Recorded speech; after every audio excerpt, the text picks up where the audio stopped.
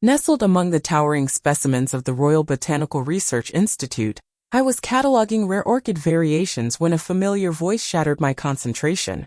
"Still playing with flowers, Olivia?" My sister Sophia called out, her high heels clicking aggressively across the greenhouse floor. "Ever consider joining the actual business world?" I glanced up to find her immaculately dressed, her crimson designer suit creating a jarring contrast against my soil-stained lab coat and practical boots. Her watch glinted beneath the greenhouse lights. Undoubtedly a Rolex Daytona. Some dynamics remained frustratingly consistent. "Hello, Sophia," I said calmly, carefully placing the delicate specimen back in its controlled environment case. "Surprising to see you anywhere near actual plant life." She stepped closer, trailing an expensive perfume that overwhelmed the natural fragrances of the greenhouse. "Father sent me. He's concerned you'll embarrass everyone at their 45th anniversary celebration tonight." Sophia surveyed the research facility as if examining something distasteful. "You know, having a botanist in the family. It still confuses him. Not exactly impressive dinner conversation material." Dr. Olivia Harrington, 34, lead botanical geneticist at the Edinburgh Royal Botanical Research Institute. "To my family, founders of Harrington Pharmaceuticals, I'm the inexplicable outlier. They prize profits, expansion, and prestige. I value sustainability, research, and preservation." "I'll be there," I assured her, rising to meet her gaze. "And don't worry, I'll wear something pharmaceutical executive approved." "Good idea," she replied with her boardroom smile. "I'll be announcing our new acquisition. Harrington Pharmaceuticals has just secured 3 biotech startups. It's our largest move to date." "That's wonderful news," I said evenly, though something tightened in my chest. She studied me. "It's not too late to reconsider. We could always use someone with your background in our R&D department. At least then you'd be making a meaningful contribution." I nearly laughed. If only she knew. My quiet work in this research institute was merely a cover. Beneath it, I ran Gaia Biosciences, a stealth mode bioengineering firm currently negotiating several international healthcare contracts. "I'm perfectly content, Sophia," I replied, escorting her toward the exit with practiced politeness. As soon as she departed, I returned to my private laboratory. On the surface, it resembled any botanical researcher's workspace. But behind a secured door, I activated a medical-grade computing system. The next expansion of my empire was already in motion. And tonight, the real announcement wouldn't be hers. Behind the biometrically locked door of my research laboratory, I activated my specialized workstation as the retinal scanner confirmed my identity. A secure interface illuminated with encrypted connections from Geneva, Montreal, and Singapore. "Good morning, Dr. Harrington." My executive director Marcus greeted me with crisp professionalism. His video feed was perfectly clear despite the distance. "The Novarterra acquisition documentation is prepared for your final approval." "Thank you, Marcus," I said, examining the documents. "Legal team?" Green light across the board. "Due diligence is complete. We're ready whenever you are." I glanced at the antique wall clock. Just under 5 hours before my parents' anniversary celebration. "Schedule the signing for 8 a.m. tomorrow and prepare a press release for noon." "Already arranged," he said, then hesitated. Are you certain about the timing?" Sophia's condescending smile flashed in my memory. Her dismissiveness, the years of being regarded as the eccentric one. This was evolving beyond mere business. "Absolutely. It's time," I said firmly, ending the transmission. I leaned back, listening to the quiet hum of my specialized equipment. Gaia Biosciences, known in scientific circles only through carefully structured subsidiaries, had grown from a single genetic modification algorithm I developed during my doctoral research to an $85 billion force across sustainable agriculture, pharmaceutical alternatives, and environmental restoration. All while my family believed I spent my days merely cataloging exotic plants. I genuinely loved my research at the Institute, but it also provided the perfect cover. No one scrutinizes the quiet botanist. My phone vibrated with a message from my mother. "Remember to wear something presentable. The Blackwoods will be attending tonight." Of course. The Blackwoods, another pharmaceutical dynasty my father had been courting for decades. "Will do," I replied. I secured the laboratory connection and headed out. My first destination, a private styling studio hidden in Edinburgh's Newtown district. I owned it under a different name. Liv. Fiona greeted me warmly as I entered. The place was empty, as always, one advantage of discreet ownership. Something more formal today, I said, settling into the chair. Family function. As she worked, I reviewed the final Novaterra contract on my secure tablet. By morning, Gaia Biosciences would own the very sustainable medicine developer my sister had been pursuing unsuccessfully for 18 months.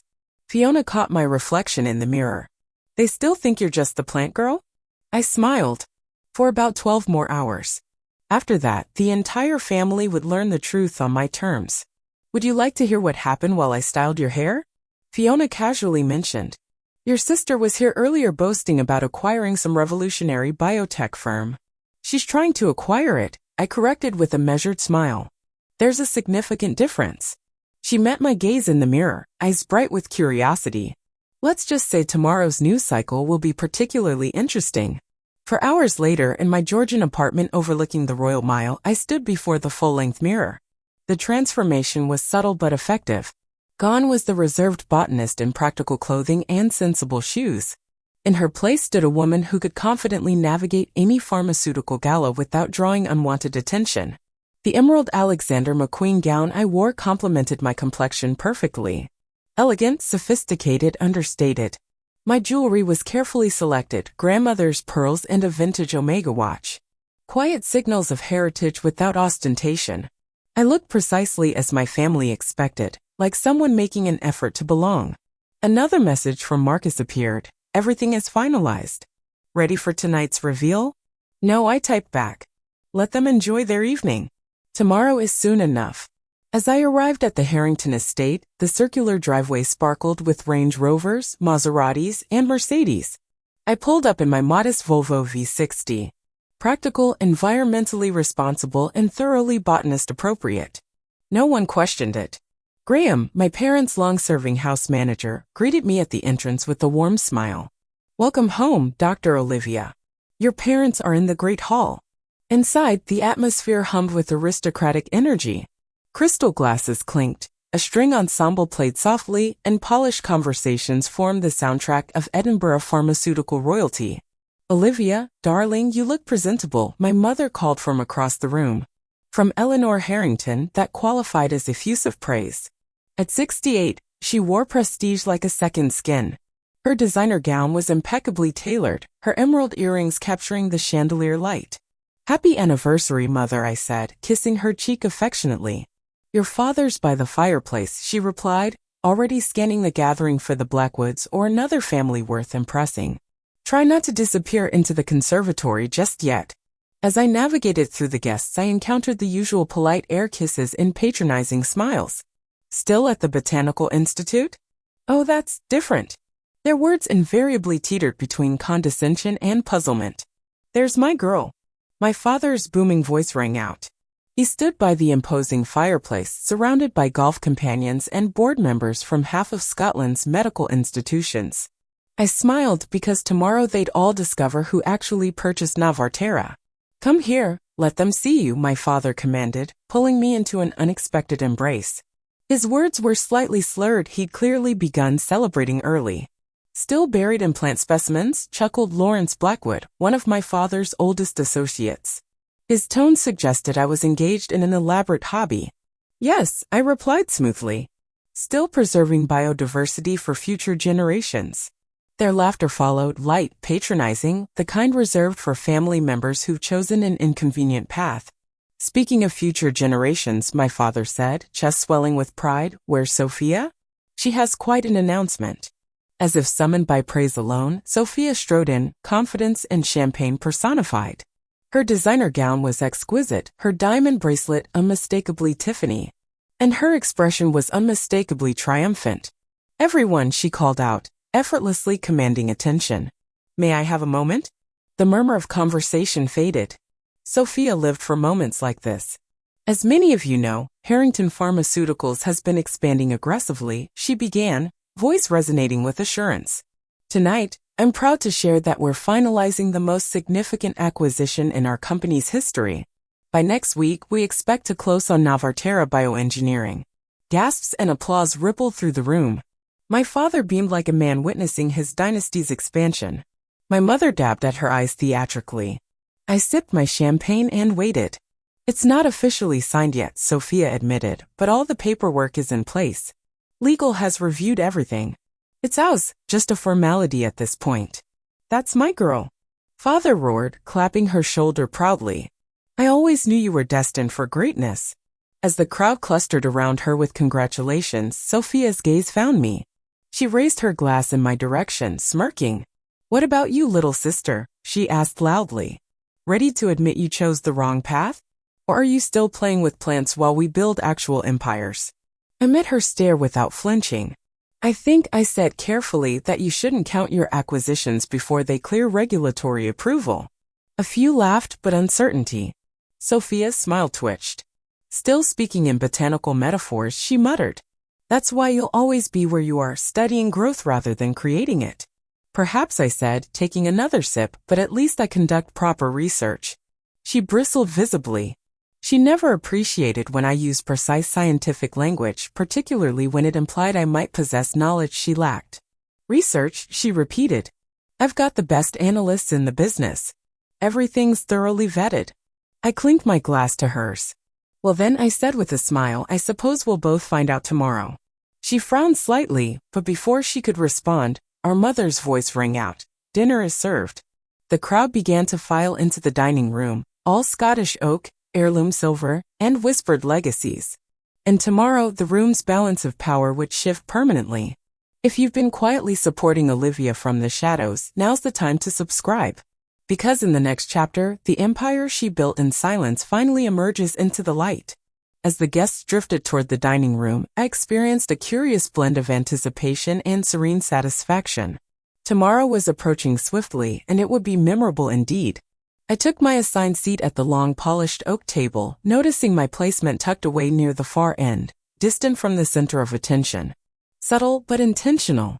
These arrangements always were. Across the room, Sophia held court like royalty in her element, laughing dramatically, gesturing expansively, basking in admiration. I smiled politely when necessary, but primarily focused on appreciating the chef's exquisite work with the local venison.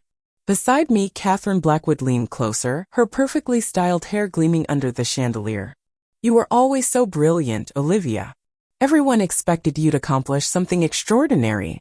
Why waste all that potential on plant research? I paused, allowing the question to linger before responding evenly. Plants teach us more than biology. They teach us patience, to recognize patterns others overlook, to understand that the most powerful growth happens beneath the surface. She blinked, clearly unconvinced. Well, at least your sister is achieving something significant. It must be difficult watching her succeed so visibly. It's not as challenging as you might imagine, I replied with a gentle smile. Dinner continued with the familiar blend of backhanded compliments and veiled dismissals, criticism hidden behind smiles, judgment softened with fine wine. I'd grown accustomed to it all. Condescension dressed as concern was the family specialty. When dessert arrived, an immaculate trio of dark chocolate torte, blackberry compote, and whiskey creme brulee, Sophia stood, glass raised. To mother and father, her voice rich with affection, who taught me how to succeed. And to my sister Olivia, who reminds us all that excellence takes many forms, some more profitable than others. Laughter, polite but pointed, echoed around the table. I raised my glass too, though my thoughts were already turning toward the morning press release scheduled for 9 a.m. Later, by the dessert table, Sophia found me again. Enjoying yourself? She asked, self-satisfaction practically radiating from her designer gown. It's a lovely celebration, I replied, sipping my after-dinner tea. Our parents must be proud. They are, she said, adjusting her bracelet. Would have been nice if both their daughters had built something substantial. I selected a chocolate truffle, examining it thoughtfully.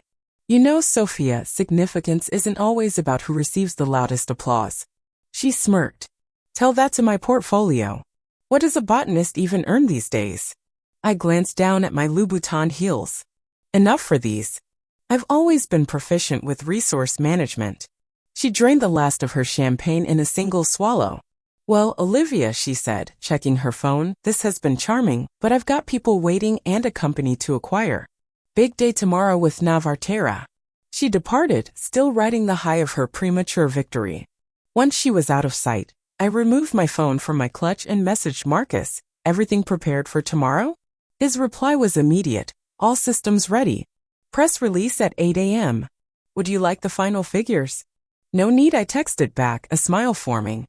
"I'll read them in the headlines alongside everyone else." By midnight, the celebration was concluding. I offered my farewells, enduring one final chorus of well-meaning condescension. "You really should consider Sophia's suggestion," my mother whispered as I kissed her cheek.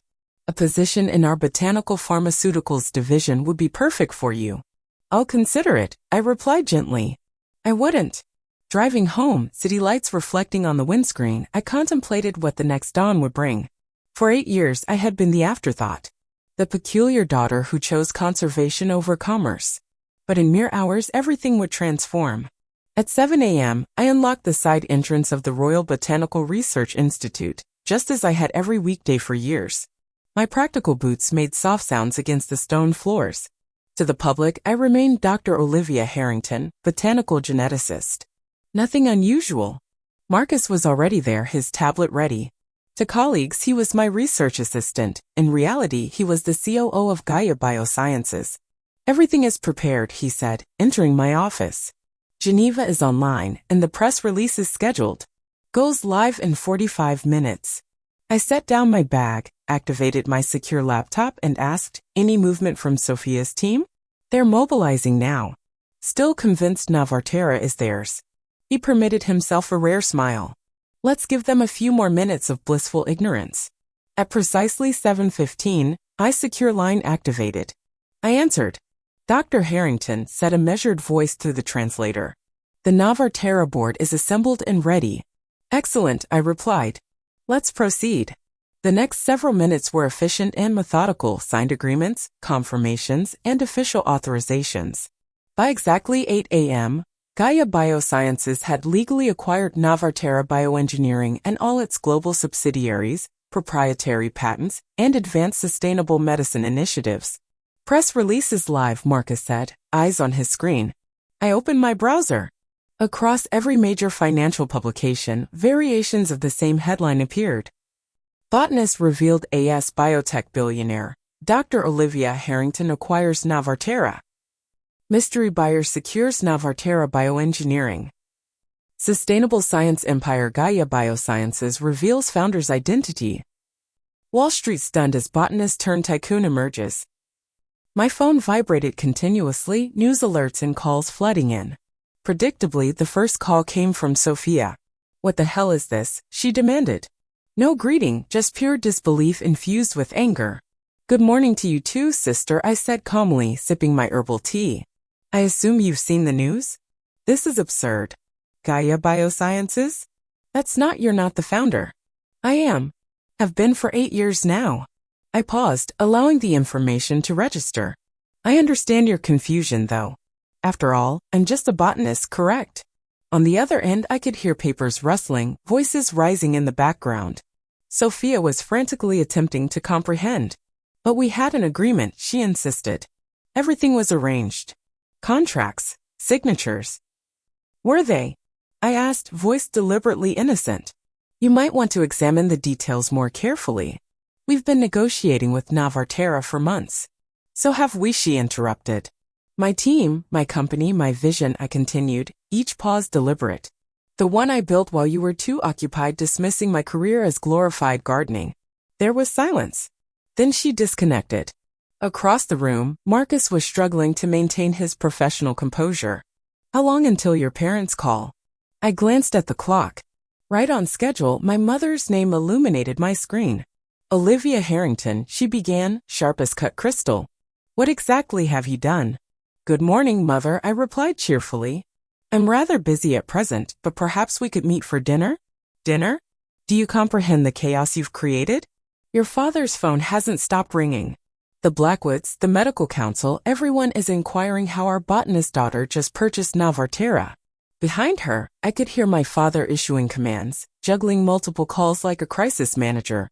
"Tell her to come here immediately," he shouted. "I have meetings scheduled throughout the day," I said truthfully. "This acquisition is merely the beginning, but I'd be delighted to host dinner." My place, 6 p.m. A lengthy pause followed. You mean that modest flat near the Institute? No, I replied. I mean my residence on Royal Terrace. I smiled, already composing the address in a message. There was a prolonged, incredulous silence. Royal Terrace? My mother repeated. But that's the most exclusive address in the city. Is it? I responded lightly. I hadn't noticed. See you at 6. I ended the call and exhaled slowly. 8 years of discretion, secrecy, and parallel lives unraveling in one breathtaking morning. My reflection gazed back at me from the laptop screen, composed and focused. Ready for phase 3? Marcus asked, standing nearby. I gave a slight nod. Proceed. Within minutes, the second press release reached global newswires. Gaia Biosciences was announcing a comprehensive merger with 3 of the most innovative sustainable agriculture initiatives in Amsterdam, Vancouver, and Kyoto. We timed its announcement to follow the Novarterra acquisition, making our intention unmistakable. This wasn't a coincidence. This was calculated vision, and it belonged to me. By the time my family entered my home that evening, 2 of the decade's most transformative scientific business moves would bear my name, and the world would finally recognize who Dr. Olivia Harrington truly was. The remainder of the day unfolded in carefully orchestrated phases: a video conference with my Amsterdam partners, a virtual strategy session with legal counsel, and a single concise interview with the Financial Times. A background in botanical research? The reporter asked, clearly perplexed. It teaches you to recognize systems, I explained with a smile. To understand how seemingly separate elements create powerful networks. Information and patterns are everything. Always have been. At 5:30 p.m., I left the Institute through the research wing exit and entered the waiting car that would transport me home. My actual home. The Georgian townhouse on Royal Terrace, a historic sanctuary overlooking the city. I'd resided here for 5 years while maintaining a modest flat near the Institute to preserve my cover. It was in this townhouse, equipped with advanced sustainable technology, discreet security, and a comprehensive operations center, that the empire was actually directed. The doorbell chimed precisely at 6 p.m. Sophia entered first, visibly shaken, her confidence noticeably diminished. My parents followed, my mother pale, my father uncharacteristically subdued. Even Graham, accompanying them, appeared bewildered. Welcome to my home, I greeted them, gesturing toward the panoramic view of the city bathed in sunset light. Sophia's voice was strained. How long? I moved to the sideboard, poured myself a glass of sustainable vineyard wine, and turned to face her. How long have I been concealing my work? I clarified. I haven't. Everything I told you is accurate. I am a botanist. I love research. I simply also happen to lead a global scientific enterprise. But why? My mother asked, her voice unsteady as she settled onto the edge of the antique Scottish settee. Why keep it from us? Why the deception? Why let you believe I was insignificant? I completed her thought, placing a crystal glass of botanical cordial on the table before her. Perhaps because you never looked beyond the narrative you preferred to see. I met her stunned gaze. You perceived a plant-obsessed daughter who rejected commerce. One who chose laboratories over boardrooms. But silence isn't a weakness. It's strategic. My father stood by the tall windows, Edinburgh's skyline reflected in the glass. All this time, he murmured. Those innovations, those anonymous breakthroughs. It was you. Gaia Biosciences, Sophia said, her voice flat. You're the mystery competitor, the one everyone's been trying to identify. The Green Revolution. She added bitterly, the one transforming medicine while we were all chasing quarterly profits. I permitted myself a small smile. I prefer the term sustainable science. After all, Father, wasn't that your constant refrain during our childhood? Science serves humanity. He turned to face me. Actually saw me for the first time in years. Not as a disappointment, but as something unfamiliar. Formidable. The Novarterra acquisition, he asked carefully. How long were you pursuing that? 14 months officially, I said. But I've had research partnerships with their subsidiaries for nearly 2 years. Sophia's expression flared. You've been undermining me. Not undermining, I corrected. Competing? Isn't that what you always emphasized? You wanted genuine competition to determine superior business acumen. It wasn't fair, she snapped. You had insider knowledge, hidden resources, and scientific understanding. I laughed softly, the sound resonating in the high-ceilinged room. You mean like the proprietary information you boast about obtaining through medical conference connections and pharmaceutical golf outings? The secrets exchanged during charity galas and closed-door hospital board meetings. I set my glass down with a quiet clink. No, Sophia. I built this through research, through scientific integrity, through disciplined innovation. Every development verified, every breakthrough methodically tested. I looked at each family member in turn. This enterprise wasn't handed to me. It was created through knowledge, strategy, and profound understanding of biological systems most people never bother to study. Dinner that evening was a quiet recalibration of family dynamics. My mother attempted to comprehend the evidence of my success. My father sat in thoughtful silence, clearly revisiting years of conversations through a transformed perspective. Even Sophia was subdued, no longer condescending. Just processing. Eventually, she cleared her throat. So what happens next? I met her gaze directly. A collaboration. Your company needs sustainable science integration. Vision beyond traditional pharmaceutical structures. I'm offering that opportunity. To my surprise, my father nodded. Perhaps it's time for us to learn from her approach. As the final course was served, the quiet botanist they once overlooked became the visionary they needed to follow. Sophia's initial shock had softened considerably by dessert. By the time we stood together in the library reviewing preliminary integration proposals, her skepticism had evolved into cautious respect. I misjudged you, she admitted, examining the conceptual designs. But I won't make that mistake again. As the evening concluded, my mother lingered behind, studying me carefully. Why now, Olivia? She asked, her voice gentler than usual. Why reveal everything tonight? I considered briefly, then replied, because people need to recognize that innovation doesn't always wear expensive suits and deliver quarterly presentations. Sometimes it wears lab coats and cultivates sustainable futures. To my surprise, my father added, and perhaps it serves as a reminder to look beyond superficial impressions. After their departure, I stood by the window with Marcus, watching the city lights illuminate. Market response is exceptional, he noted, reviewing his tablet. Analysts are calling the merger revolutionary. The formal announcement of our family company's integration was just days away, and perhaps Sophia would fully embrace this partnership by then. But tonight had transcended business. It represented a quiet realignment, one that transformed how my family perceived me and how I viewed myself. My mother's tearful recognition, my father's respectful glance. They held meaning. The following morning, I entered the Royal Botanical Research Institute as usual. The regular visitors greeted me, inquiring about upcoming conservation initiatives. No one mentioned Bloomberg or CNBC, and that to me represented the true victory. Because in a world fixated on recognition, I had constructed something enduring not merely with capital, but with knowledge. I remained Olivia, still a botanist, still passionate about biodiversity. Only now I was also a billionaire environmentalist. After all, growth takes many forms, and sometimes the most influential person in the room is the one you consistently overlooked. If you've ever been underestimated, dismissed, or quietly written off by those who should have recognized your potential, then you understand precisely why I continue building in silence. I didn't create my enterprise for applause. I didn't require validation. But I did need clarity.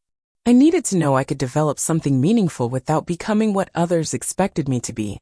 And now I want to tell you, you don't need to shout to be significant. You don't need to conform to someone else's definition of achievement to change the world. So if my story resonates with you even slightly, leave a comment. Share what you're creating, what you're protecting, what brings you quiet pride. I see you. You matter. And trust me, your journey is more powerful than you realize. Subscribe if you wish to follow the next phase. Because this isn't merely about wealth or influence. It's about reclaiming your purpose, your value, and your vision. And here's my advice to anyone feeling trapped in others' expectations. Don't wait for recognition. Build anyway. Keep showing up. Keep learning. Remain curious. You needn't explain your aspirations to people who never dare to pursue their own. True success emerges from authenticity, not approval. So go ahead. Defy their expectations and then quietly transform the world.